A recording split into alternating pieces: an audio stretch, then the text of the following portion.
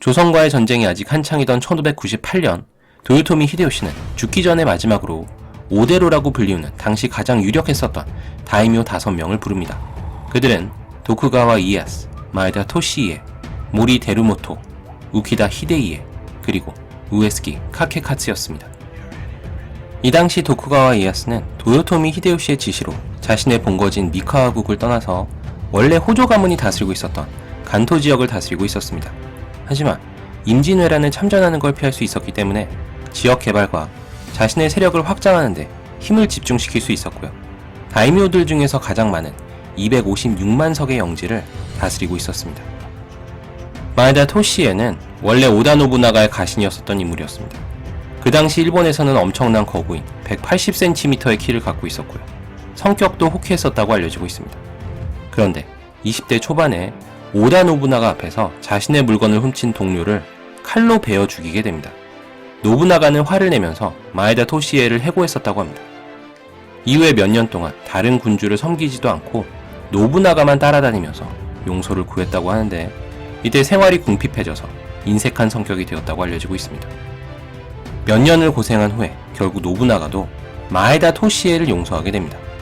도요토미 히데요시와는 부부 동반으로 따로 만났을 정도로 친해졌었다고 합니다. 도요토미 히데요시와의 친분으로 출세한 토시에는 히데요시가 죽을 무렵에는 100만 석의 다이묘가 되어 있었습니다.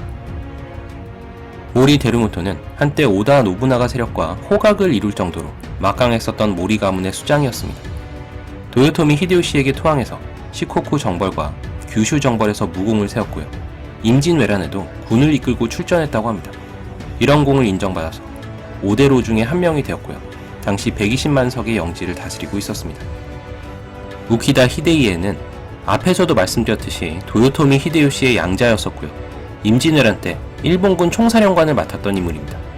재능이 뛰어난 인물은 아니었지만 도요토미 히데요시의 총애를 받고 있어서 오대로 중에 한 명이 되었고요. 57만 석의 영지를 다스리고 있었습니다.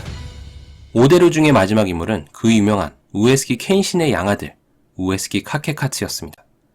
아버지였던 우에스기 켄신만큼은 아니었지만 우에스기 카케카츠도 뛰어난 인품과 실력을 지녔던 걸로 알려져 있고요.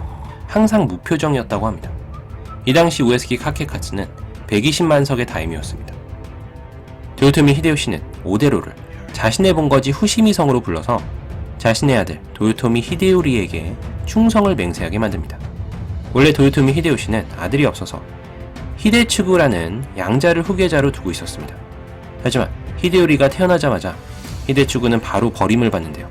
그냥 팽당하는 걸 넘어서 모반을 기도했다는 누명을 씌워서 할복을 명합니다. 죽은 그의 복은 효수되었고요. 그 앞에서 그의 처자 30명을 모조리 처형했을 정도로 철저하게 버림받습니다. 하지만 자신의 친아들 히데요리는 끔찍히 아껴서 오대로를 불러서 충성을 맹세하게 만듭니다.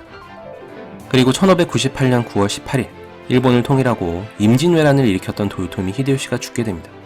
그가 죽은 이유에 대해서는 많은 설이 있는데요. 이 중에 하나가 명나라 사신 심유경에 의한 독살설입니다.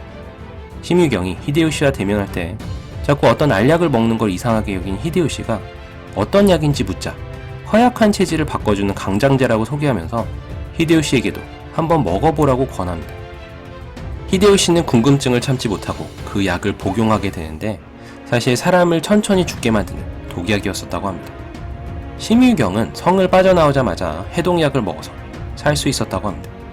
하지만 심유경도 그 후 얼마 뒤에 처형을 당하게 돼서 이 독살설은 영원한 미스테리로 남게 됩니다. 루이스 프로이스는 도요토미 히데요시에 대해서 이런 평을 남겼습니다. 우수한 기사로 전투에 숙련되어 있고 빈틈없는 책모가지만 기품이 부족하다. 키가 작고 추악한 용모에 한 손에 6손가락이 있었다. 극도로 음탕하고 악덕에 오염되어 있었다. 그가 지은 오사카 성에는 300여 명의 여자들이 우글거려서 성이라기보다는 유곽에 가까웠다. 도요토미 히데요시가 죽었을 때 보인 다이묘들과 여러 가신들은 표면적으로는 그의 아들 도요토미 히데요리에게 충성을 맹세했지만 사실 제각각의 꿍꿍이가 있었습니다. 그리고 다이묘들 중에서도 독보적인 세력을 갖고 있었던 것이 도쿠가와 이에야스였는데요. 자연스럽게 일본 전국의 다이묘들과 가신들은 친 도쿠가와 세력과 이들을 견제하는 반 도쿠가와 세력으로 나뉘게 됩니다. 반 도쿠가와 세력의 중심 역할을 했었던 인물은 오늘날 도쿠가와 이에스의 라이벌로 잘 알려져 있는 이시다 미츠나리였습니다. 이시다 미츠나리는 어렸을 때 절에서 생활하다가 우연히 히데요시의 눈에 띄어서 그의 밑으로 들어가게 됩니다. 신분이 높지는 않았지만 뛰어난 행정 업무 능력 때문에 도요토미 히데요시 밑에서 출세를 거듭하게 되었고요. 넘버2의 자리까지 올랐다고 합니다. 특히 계산 능력이 뛰어나서 어려운 업무와 물자 관리를 짧은 시간 안에 정리했었다는 기록이 있습니다. 평소에는 검소한 선비와 같은 인물이었지만 자신의 부하들에게는 아낌없이 복록을 나눠줬다고 합니다.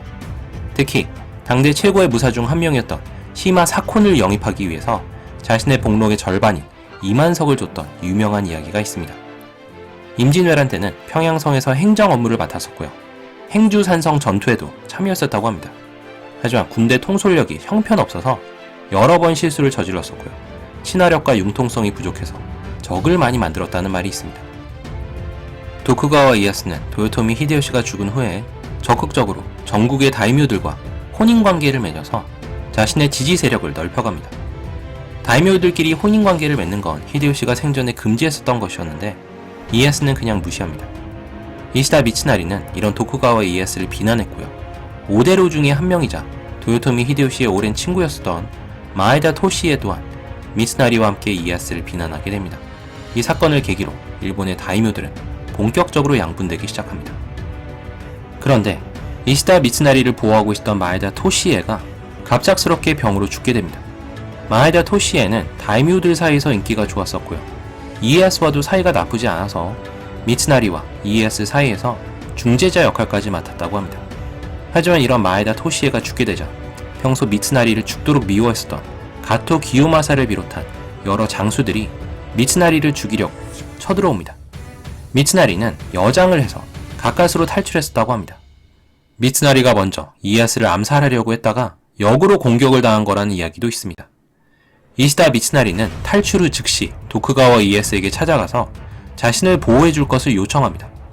이에스는 그 자리에서 미츠나리를 죽일 수도 있었지만 그를 죽여봤자 제2의 미츠나리가 나타나서 자신의 반대 세력을 모을 거라는 걸 알고 있었기 때문에 미츠나리를 그냥 돌려보냅니다. 그런데 더 무서운 사실은 미츠나리가 이에스의 이런 심리를 정확하게 꿰뚫어보고 그에게 보호를 요청했다는 점입니다. 이후에 이에스와 미츠나리는 계속해서 다이묘들을 자기 편으로 포섭합니다. 미츠나리는 세력이 크지도 않았고 명성이 높았던 것도 아니었기 때문에 다이묘들을 포섭하는데 어려움을 겪고 있었습니다. 많은 다이묘들은 미츠나리를 자기 아래 사람쯤으로 생각했고요. 미츠나리 세력에 합류했다고 하더라도 미온적인 태도를 유지했었습니다. 하지만 어찌되었든 자신의 동맹 세력을 꾸준히 넓혀나가고 있었습니다. 반면에 별명이 너구리 영감이었을 정도로 사람 다루는 게 노련했었던 이에야스는 많은 다이묘들에게 호감을 샀고요. 미츠나리 편에 합류한 다이묘들조차도 이에야스를 동경하는 마음을 갖고 있었습니다. 하지만 아직 많은 다이묘들이 어느 편에 설지 결정하지 않은 상태였습니다. 그 중에 한 명이 고바야카와 히데야키였습니다. 고바야카와는 원래 도요토미 히데요시의 양자였었던 인물로 총사령관의 자격으로 정유재란에 참전하기도 했습니다. 그런데 성급하게 자신의 본래 임무인 부산성 수비를 하는 대신에 명나라군의 공격을 받고 있었던 울산 외성에 구원을 나가 싸우게 됩니다. 미츠나리는 도요토미 히데요시에게 이 사건이 사령관의 본분을 잊은 위험천만한 행동이라고 보고했고요.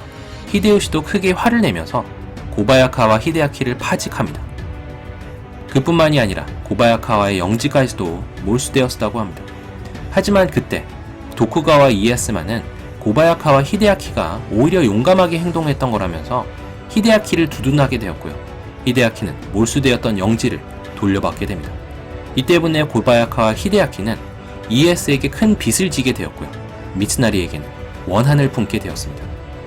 하지만 도요토미 히데요리를 옹립하고 있었던 미츠나리를 버리고 이에야스 쪽에 붙는 것은 자신의 원래 세력을 배신하는 행동이었었기 때문에 아직 10대였던 히데야키는 누구 편에 붙을지 결정을 내리지 못하고 있었습니다. 그리고 1600년 동쪽에서 우에스키 카케카츠가 평소 사이가 좋지 않았던 도쿠가와 이에야스를 공격합니다. 도쿠가와 이에야스가 우에스키 카케카츠군을 토벌하러 동쪽으로 향한 사이에 미츠나리가 중심이 된 반 도쿠가와 세력이 응집합니다. 이때 동쪽에 위치한 도쿠가와 이에야스 세력을 동군, 주로 서쪽에 세력 기반을 두고 있었던 미츠나리군을 서군이라고 부릅니다. 서군으로 참전한 대표적인 인물로는 모리 데루모토, 우키다 히데이에, 고니시 유키나가, 우에스키 카케카츠, 그리고 미스나리의 오랜 친구 오타니 요시츠구가 있었습니다. 오타니는 원래 보는 사람을 놀라게 할 정도로 엄청난 미남이었었다고 알려져 있지만 이때는 나병에 걸려서 얼굴이 뭉개지고 실명한 상태였었다고 합니다. 미츠나리가 전쟁을 계획하자 말리려고 직접 미츠나리를 찾아갔었다고 하지만 미츠나리가 고집을 부리는 바람에 병든 몸을 이끌고 참전하게 됩니다. 그리고 끝까지 고민하던 고바야카와 히데아키도 15,000명의 병력을 이끌고 미츠나리 군에 합류하게 됩니다.